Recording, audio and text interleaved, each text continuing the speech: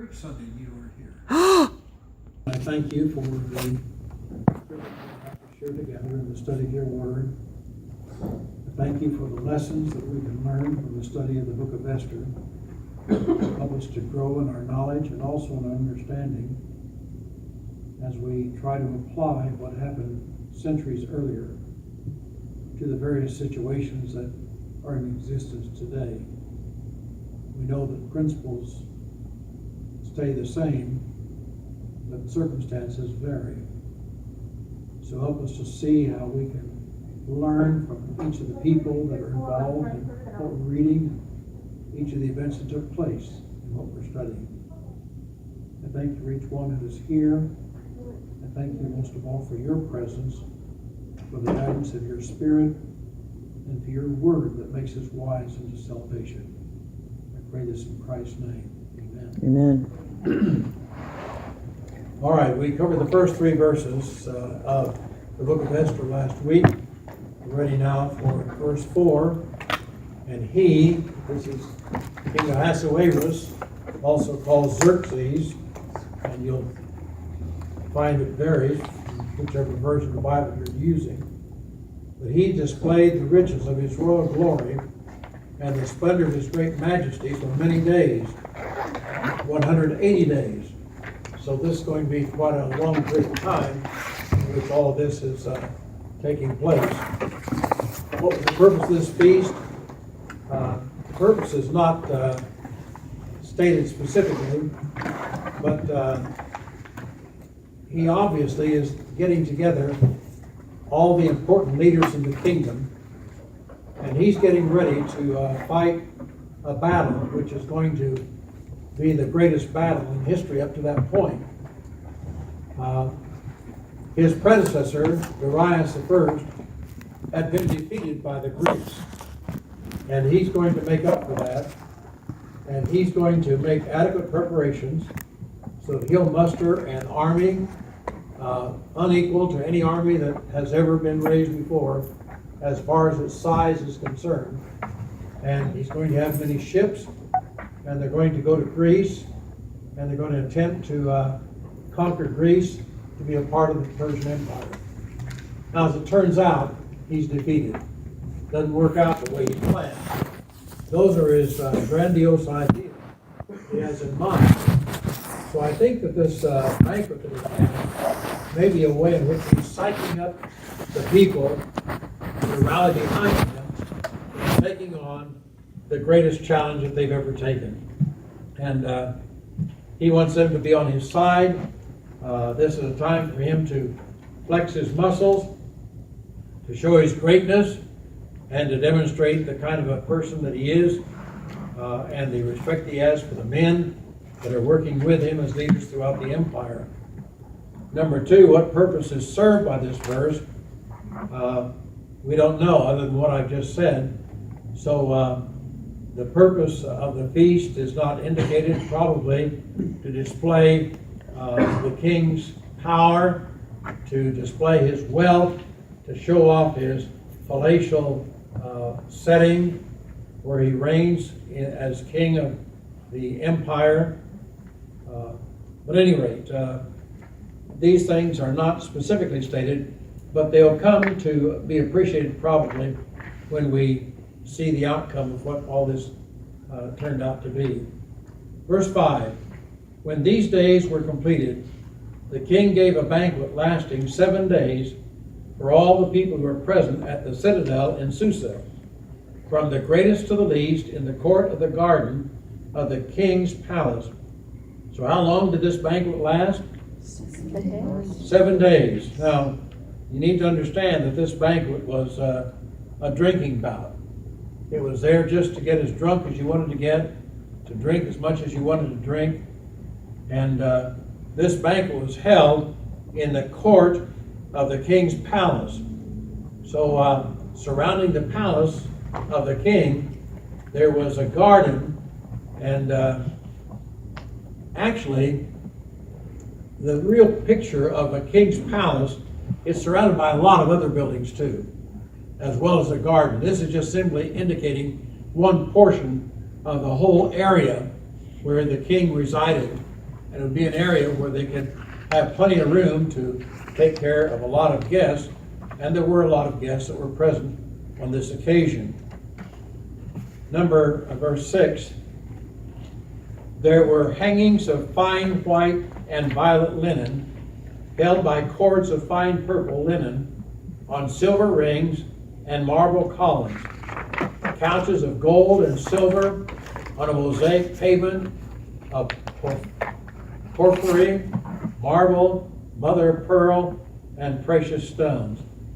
Does this verse sound like the author of this book was present to observe the detail of the magnificent setting? Yes. Sure does. Whoever that person might have been, it certainly looks like it.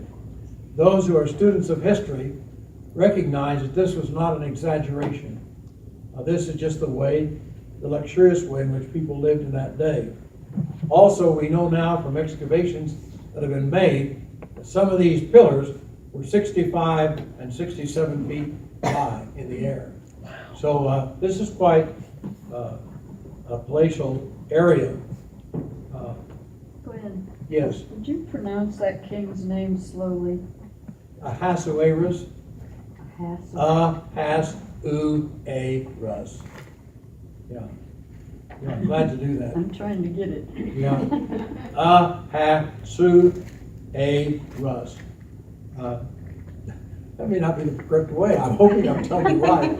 It's the way I've always pronounced it in the past. I like Xerxes. Ahasuerus. Yeah, I do too. Xerxes is easier. Archaeologists tell us that this is one of the areas of the past that they've been able to dig up and pretty well understand accurately the structures and the number of structures because of the way in which the remains have been discovered and were preserved throughout history. Would women be at this thing, or would it be mostly? Well, that's an excellent question. These are all men. But at the same time, there are going to be women there, but they're going to meet someplace else. That is a good question because there was nothing in their culture that would say that men and women could not share together. And often they did. But on this particular occasion, he's going to be with the men in getting drunk. But we'll see later on where the women are going to be present, but they're going to be in another part of the area. Verse 7, drinks were served in golden vessels of various kinds. The royal wine was plentiful according to the king's bounty. The variety of the drinking goblets that were used here are parts of the show-off of the king. When I ask the question, what highlights the royal ostentation? No two people had a goblet that looked like the other person's goblet. Wow. Ordinarily, that was not the case. There was a time that they thought proper protocol meant that everyone should all have everything just exactly alike. And many times we do that today, don't we? Mm-hmm. We think, well, I don't have enough of this kind of dishes to use this particular set today, so I'm going to get something else out where I can give everybody exactly the same. But on this particular occasion, they deliberately chose a variety so that no two were alike. Did the king have an ample supply of wine for all the guests? We know that he did, and that's part of what he's doing here. He's vaunting his wealth, and he's showing his liberality, and trying to really make the people like him. But he's really a big show-off in all of this. Verse 8, the drinking was done according to the law. Now, this is not God's law. This is Persian law. There was no compulsion, for so the king had given orders to each official of his household that he should do according to the desires of each person. Now, does this verse suggest both the king's liberality and the guests' excess? Yes, it does. They're given free will to do whatever they want to and satisfy their appetites. So there was plenty of wine to be served to every guest. Some of these feasts, which were just simply drinking bouts, would have as many as 15,000 people present. Wow. So you know that they had to have a lot of wine to be able to cover that many people. And some of the banquets that they served back in this period of time by the kings cost over $100,000 for just one banquet when they would serve all the people that they had invited. Verse 9, Queen Vashti also gave a banquet for the women in the palace which belonged to King Ahasuerus. Now here's where we see that there is the presence of women, but they're going to be in another area apart from the men, and she's going to, as a queen, kind of be in charge of that. Did the women meet separately from the men at the time of the king's banquet? Yes. That's what this is implying. That's true. But as I indicated further, previously rather, that there's no evidence that anything in Persian custom necessitated this being the case. It's just the way in which it was done on this particular occasion. Now, what is known about Vashti in other historical documents? Actually, nothing. The only thing we know about Vashti is what we learn in this book.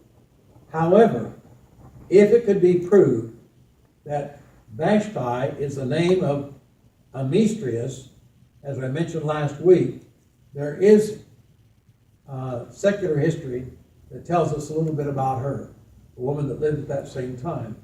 And they could very well be the same person. I'm not prepared to say, and I've not read any book or commentary or history that indicates that we have any evidence to show that.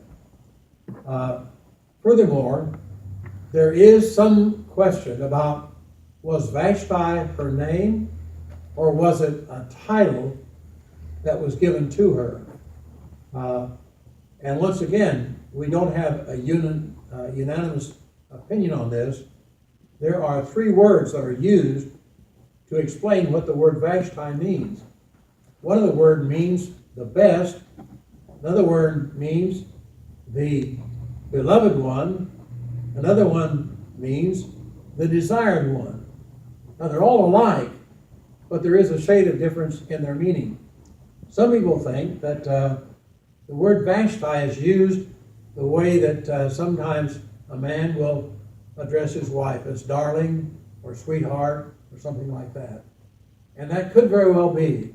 So we don't know. I'm just trying to emphasize the fact that all we know is what we're going to be reading here.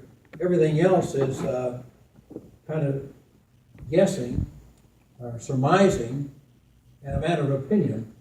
Now, verses 10 to 11, on the seventh day, when the heart of the king was merry with wine, he commanded Mehuman, Biztha, Harbonah, Bigtha, Abagtha, Jether, and Carcass, 7 eunuchs who served in the presence of King Ahasuerus, to bring Queen Vashti before the king with her royal crown in order to display her beauty to the people and the princes, for she was beautiful. Now, what is the significance of referring to these men as eunuchs? They won't mess with the queen. That's right. That's right. And we've talked about this before. I just want us to realize that the term eunuch may be the result of a person being born that way. It may be the result of a person having surgery so that they could not father a child. It may be the result of self-discipline, which I think explains the Apostle Paul. Paul had every right to marry like anybody else, but he chose not to. And he was very frank to admit, I don't expect everyone to be like I am. And he states in his writings that some people could not live a happy life that way. God made us to want to be united with a member of the opposite sex.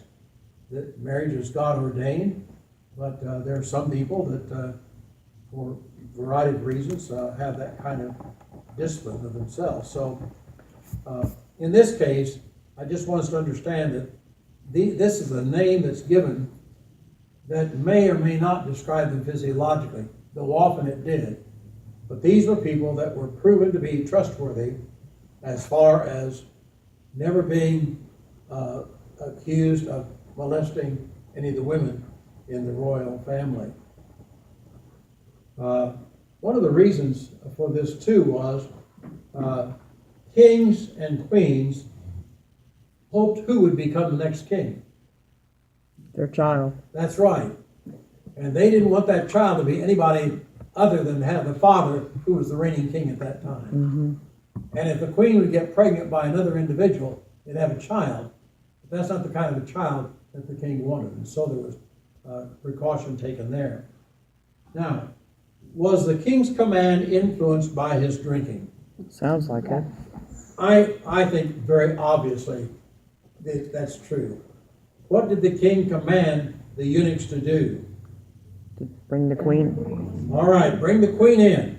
I want everybody here to see the beautiful woman that is the queen.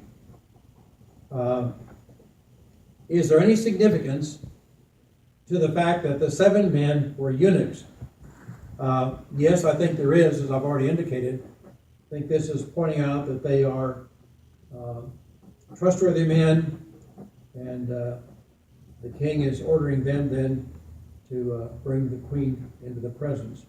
Excuse me, John. Yes. What was the name that you mentioned in the previous verse, in verse 9, that might, I'm sorry, in verse 9, that might be the other name for Yeah, Amestris, Amestris, A-M-E-S. Tris, yeah. He's mentioned by Herodotus, who's an ancient historian, and that takes us back as far as we can go to my knowledge of the present findings of the past to indicate that Amestris must have been or could have been the Vashti that's being spoken of here in this book of the Bible. Was there any reason why he sent so many men? Safety in numbers, I think. Safety in numbers. Was she carried in? I'm sorry? Would she be carried in? Or was she? Oh, no, I don't think so. But remember, she is hosting a hostess for a lot of women. So she's going to have to be taken away from these women for a time. And I don't like to say this, but I think this was something that was really very horrible. I think that she was being paraded with the only thing on her body was her crown. And I think that explains a lot of things that we're going to be seeing here. And I think that the number 7 may have been to make sure that she does exactly as she's been told to do. And anyhow, I haven't read anybody that doesn't believe that that's what happened here. So this is really kind of a sad thing for him to treat the queen in this way, which also underscores the fact that he doesn't really know what he's doing. I mean, he's so drunk himself, and he's trying to make everyone else feel comfortable, and so he's sharing along with them in this drunken brawl that they're celebrating there. So, verse 12, but Queen Vashti refused to come at the king's command delivered by the eunuchs. Then the king became very angry, and his wrath burned within him. Now, what does this verse tell us about Vashti? If we are correct in understanding what he was really expecting of her, she at least had a high moral standard, higher than her husband did. And she refused to be made a fool of in this kind of a way. So if all of this is true, I think that speaks well for her. Now, that's not the only thing that people have suggested. Was there a part of her body that was scarred or marked in some way? Or was she pregnant at this time? That has been suggested by several. And obviously she did not want to be made a sport of in her time of pregnancy. I think that whatever the cause was, this had to be a moment of extreme embarrassment if she were to do what the king had required her to do. And so I think to her credit, she refused. She realized that it is just simply not proper that a queen should come across publicly as nothing more than another prostitute, a woman of the street.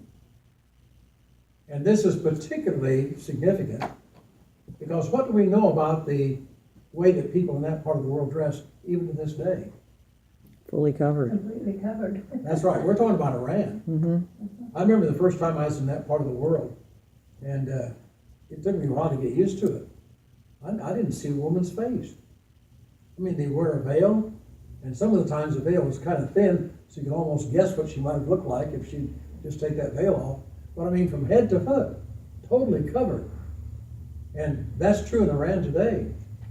And I don't think there's ever been a time that hasn't been true in that part of the world. And that would make it even worse, what he's requiring of her. But what people do when they don't know what they are, and who they are, and what they're saying, is one of the reasons why it is so wrong to ever allow yourself to get drunk. I just, I was talking to somebody the other day that, well, I was listening to people. I think I was listening to some of the men last night in the Bible study make a comment about something that was said, and 2 or 3 chimed up and said, I can't imagine anybody not seeing it this way. And I thought to myself, well, I feel that about a lot of things. I just don't understand why some people do the things they do. They make fools of themselves, they get into trouble, they run risks they don't need to run. Anyhow, verse 2, question number 2. Is there any resort to believing that Vashti was pregnant at this time? Well, there is, if a mistress is the one that we're talking about, because she did give birth to a son, and it was about this period of time. And so there is some foundation for that being the case with her, that it's possible that if they were the same person, that this is the time that she was pregnant with a son, and didn't think that that would be appropriate for her to make this kind of appearance before men, especially when they were all drunk. Number 3, what was the king's reaction to Vashti's refusal? Yeah, that's a good word, mad. He is angry to the nth degree. Did the king prove himself to be a fool in his behavior? Yes. Yes, he did. Write this down. You wrote down yes for number 4, but write this down. Proverbs chapter 12, verse 16. Proverbs chapter 12, verse 16. A fool shows his annoyance at once, but a prudent man overlooks an insult. Let me say that again. A fool shows his annoyance at once. Is he playing the role of a fool here? Yeah. He immediately reacts. But a prudent man, what's a prudent man? Level. Careful, wise, thoughtful. He overlooks an insult. Let me give you another one from Proverbs. This is Proverbs 14 and verse 17. Proverbs 14 and verse 17. A quick-tempered man does foolish things, and a crafty man is hated. Here is a foolish man, here's a quick-tempered man, here's a crafty man. Let me give you one more. Proverbs 14 and verse 29. Proverbs 14 and verse 29. A patient man has great understanding, but a quick-tempered man displays folly. So in all 3 of these Proverbs, we see Ahasuerus really fits that picture. Verse 13. Then the king said to the wise men who understood the times, for it was the custom of the king, so to speak before all who knew law and justice, and were close to him, Karshana, Shethar, Admatha, Tarshish, Maris, Marsina, and Memucan, the 7 princes of Persia and Media, who had access to the king's presence and sat in the first place in the kingdom. according to law, what is to be done with Queen Vashti, because she did not obey the command of the king Ahasuerus delivered by the eunuchs. Now, what qualified these men as wise? They were in line for the crown? No, Oh, they knew the law. That's Okay. right. Now, folks, these are not conjurers. These are not fortune tellers. We've talked about those kind of people in the study of Daniel. But these were men who were known for their wisdom. We'd call them lawyers today. They know the law. We have a legal matter here. What does the law tell us it would be appropriate for us to do at this time? In what sense were these men close to the king? I think the easiest way for us to understand that in our day is they would be comparable to the present cabinet. If the president all of a sudden is faced with a crucial issue, no doubt he's going to call in the people in his cabinet that represents the various aspects of government to seek their counsel and to let them share with one another to learn what would be the proper procedure to take. So these are 7 men that were very close to the king, advisors to the king, students of the law, and they would be able to share the answer that he's looking for. Now, number 3, what did the law say concerning the disobedience of a queen? The law didn't say anything. Go back. Yeah, but their law didn't say that. So they didn't have a law that's going to be something that they're going to be able to deal with. What does that mean? Well, they're going to have to come up with a law. And you can be sure that they're going to do that. They're going to come up with a law to make sure this kind of thing will never happen again. Or at least if it does happen again, the law will make it very clear what the punishment must be. Verses 16 and 17, in the presence of the king and the princess, Memucan said, Queen Vashti has wronged not only the king, but also all the princes and all the peoples who are in all the provinces of King Ahasuerus. For the queen's conduct will become known to all the women, causing them to look with contempt on their husbands by saying, King Ahasuerus commanded Queen Vashti to be brought into his presence, but she did not come. So others are going to behave the same way. mm-hmm.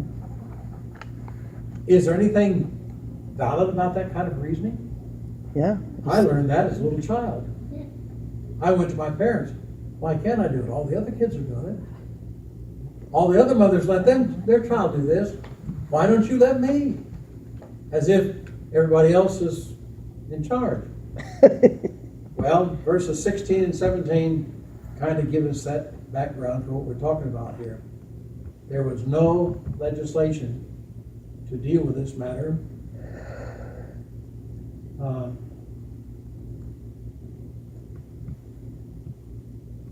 The grounds on which he suggested the queens was a serious matter She said, because they're going to probably be imitated, and the king is going to have to make some kind of resolve about this later on if he doesn't take the appropriate action now. I think we need to recognize that at the same time, in that culture of that day, it was not uncommon for a man to treat his wife as a possession, not as a mate, not as a wife, not as somebody to be loved and respected, but somebody to do what you want to have done, someone to boss you around. And unfortunately, that has been characteristic of a lot of the non-Christian world. But in this particular case, verse 18, this day the ladies of Persia and Media who have heard of the queen's conduct will speak in the same way to all the king's princes, and there will be plenty of contempt and anger. Was the example of Vashti expected to have a following throughout the empire? yep. Yes, it was. Just as people have followings today when they make decisions, right or wrong. Verse 19, if it pleases the king, let the royal edict be issued by him, and let it be written in the laws of Persia and Media, so that it cannot be repealed, that Vashti may no longer come into the presence of King Ahasuerus. And let the king give her royal position to another who is more worthy than she. So, what advice is given to the king? He said, let's make sure that everybody knows what you're going to do. And let's make a law and forbid this to ever happen to anybody else. And let's show how important this law is by the very fact that Vashti has been demoted. She's been removed from her position of royalty as the queen. Let's make sure that everybody knows that, so that they can't choose up sides unless they want to be on the side of somebody that's not going to be respected and not going to maintain their present position. Number 2, what is ironic about the fact that Vashti never came into the presence of the king? She didn't want to be married in the first place. That's exactly right. That's exactly right. If that's the kind of a man she's married to, she's married to the wrong man. She's not going to be bothered nearly as much as the king was bothered by his own embarrassing command. Why did Memucan want the decree in irrevocable? To prove how serious of a thing it Yeah, is. He didn't want Vashti to ever think that there'd ever be a possibility of her regaining her position. That the king would ever have a change of mind, and that she would have a change of mind, and they'd come back together. By the way, let me point out at this point that I think I mentioned this last week. The whole book of Esther is a book that demonstrates the providence of God. And God is taking some bad things, but he's going to make something good come out of it. And God is not going to be stifled by anything that man may do. And there's always going to be a way around something if God sees that this is taking the wrong direction, for which there is no easy way out. But there's always a way out for God to make sure that his plan is fulfilled. Now, we already know this because we've studied Daniel. We know that there's going to be another power after Persia. Now we know it's going to be the Greek power. We know there's going to be another power after Greek. It's going to be the Roman power. We already know that. So, and God has spoken prophetically throughout the entire Old Testament. And every step along the way, he has to make sure that what he allows to happen does not prevent him from doing what he has determined is going to happen without robbing man of his free will.